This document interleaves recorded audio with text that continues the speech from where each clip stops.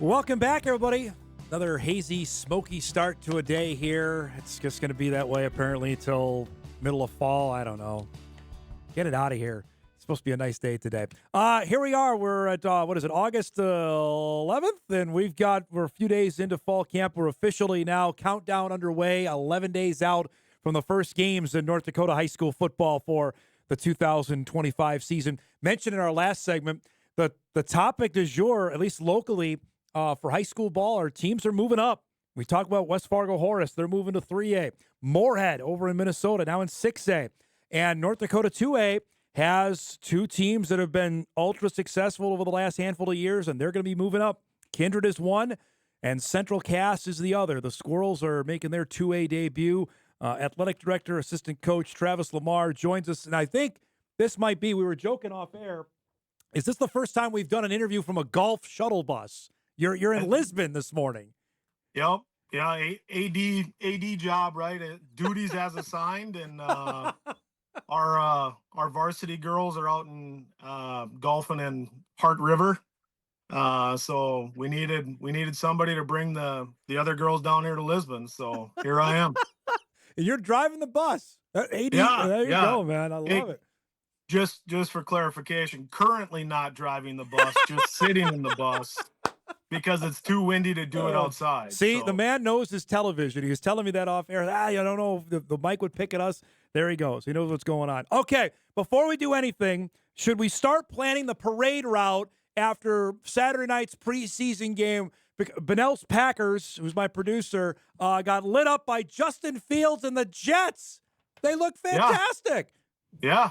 I honestly, though, I think we really own the Packers, right? I mean, it's one team. Let's get them on a schedule every year. I think that's a W in the column for us every year. So, what do we make of QB1? How do he play in your mind? I thought he did exactly what they're looking for him to do, right? I mean, he delivered the ball on time. O-line I thought looked really good. Yeah. And when he got in trouble, he used his legs, and that's something we haven't had in a really long time. And I think it's going to be a weapon as long as he can stay healthy. That's going to bode well for the whole squad. Tell me, when you found out he got hurt on like day 2, what were your emotions? Honestly, I said, well, at least I know we're gonna get Arch Manning next year, because we will be the worst team in the NFL.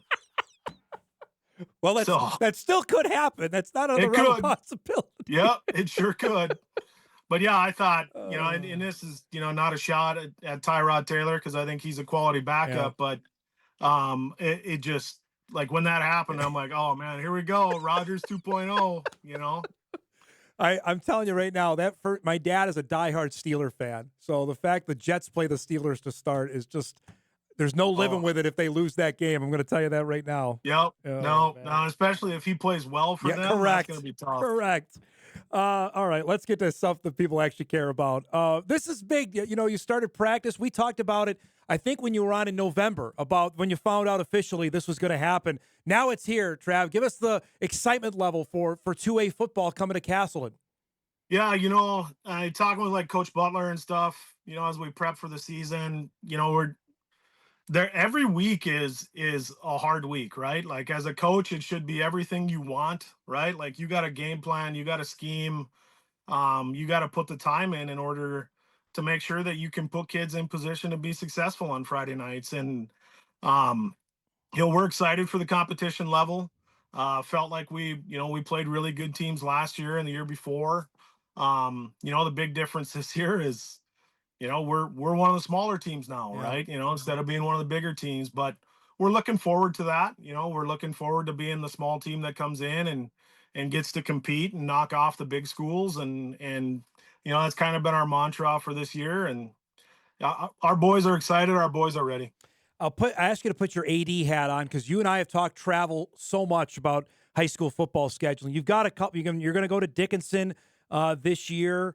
That seems probably your longest road trip, because Watford's coming to your place. Are you with how it laid out? You got the Grand Forks schools, Wahpeton. Is this what you envisioned if you were going to move up, to have this kind of schedule?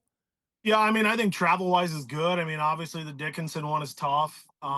Luckily, I had a hand in scheduling, so we we got to make it to where, Dickinson and Watford and us and, those teams hopefully don't have, more than 2 long trips in a year.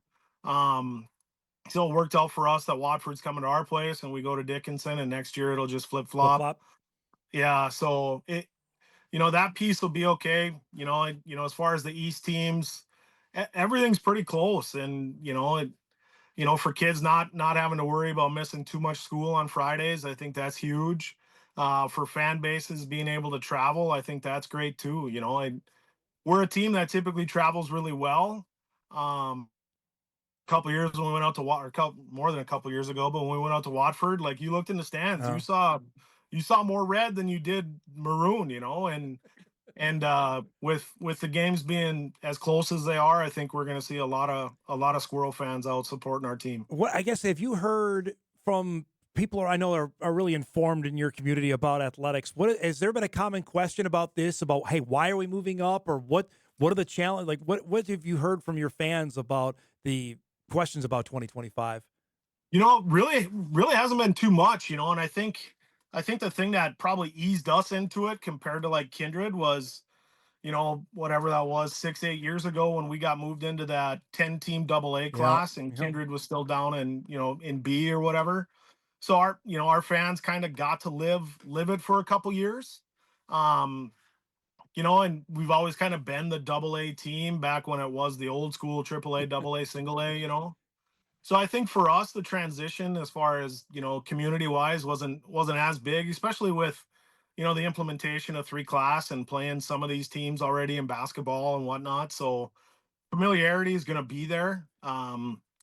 It's just a matter of see what happens after these 2 years. I was gonna say you've played Wapenen before, so that's nothing new there. You've played Devil's Lake before; those aren't new. But do you think it'll feel different when those teams come on the schedule now and come to Castleton?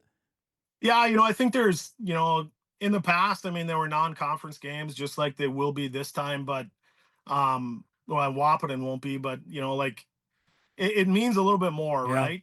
Because now you're in the same division, everything is out there. It's just gonna mean a little bit more on Friday night than, before, where you still want to win. It's still about, getting putting a good show on and being successful at the end of the night. But now when you're talking, hey, you might see this team in the playoffs or Yeah. with Wapenen, hey, that's a team that you got to beat in order to be one of those final playoff teams. It's yeah, just means a lot more this year. There's a couple that stood out to me as well. You're going to Jamestown and you're coming to Fargo South. Those are different. I can imagine Yep. those games are going to be different for your fans as well. Yeah, for sure. And we played Jamestown a few years ago when we were in that class. And they're a solid program, good team. Fargo South, they're a big school, obviously, right? And just being 20 minutes down the road. Luckily, we've been able to play them in some JV games the last few years. So their coach and Coach Butler went to school together at Yeah. Valley City State. So, they're familiar with each other. And um, there's some unique built-in rivalries, if you will, between the programs that we have coming up.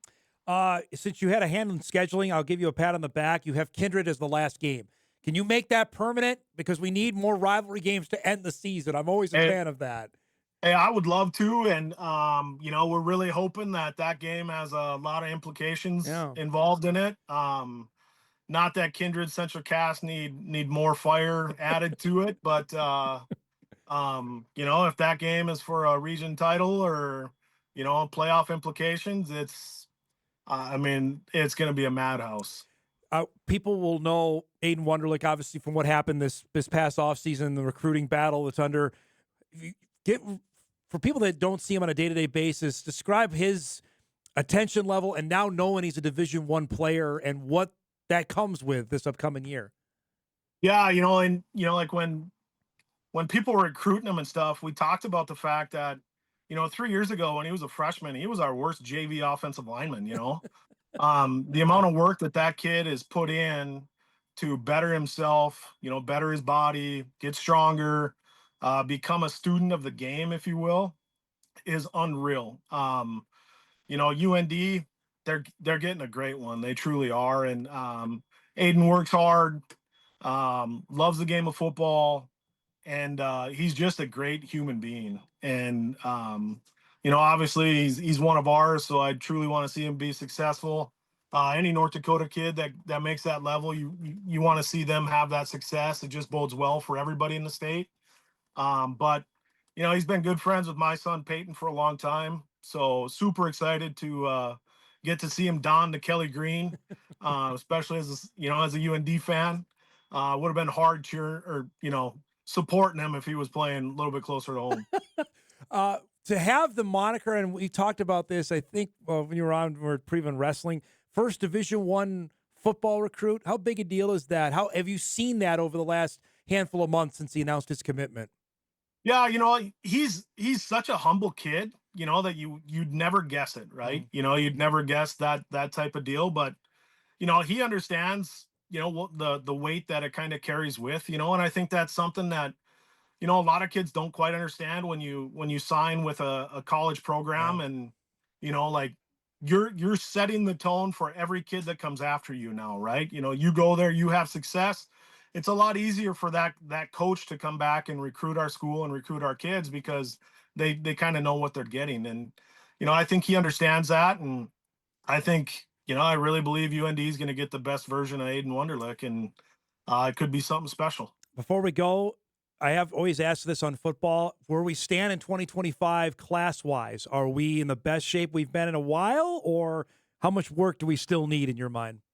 I think there's still work that needs to be done.